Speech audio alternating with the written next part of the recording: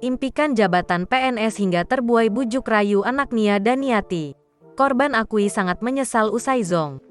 Agustin, perempuan Parubaya yang mengaku sebagai korban pertama tindak penipuan anak Nia Daniati, Olivia Natania, kini mengaku menyesal. Agustin menyayangkan apa yang telah terjadi dan mengakui bahwa seharusnya ia tidak percaya iming-iming jabatan pegawai negeri sipil dari Olivia Natania. Agustin menyebut bahwa seharusnya ia bisa lebih waspada dan tidak termakan bujuk rayu Oi, sapaan akrabnya Olivia. Sebelumnya, Agustin mengaku telah terbius kata-kata Oi karena kedekatannya sebagai mantan guru murid di SMA.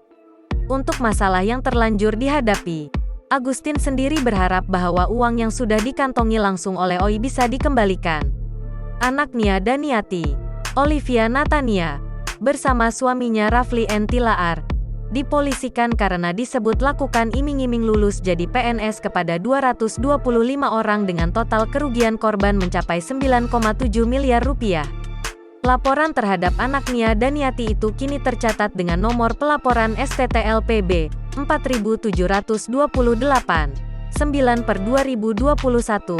SPKT POLDA Metro Jaya tertanggal tanggal 24 September tahun 2021. Baik Oi dan RAF dilaporkan dengan dugaan pelanggaran pasal 378 KUHP dan atau pasal 372 KUHP dan atau 263 KUHP tentang penipuan, penggelapan dan pemalsuan surat-surat. Jangan lupa subscribe, share, komen, dan like ya.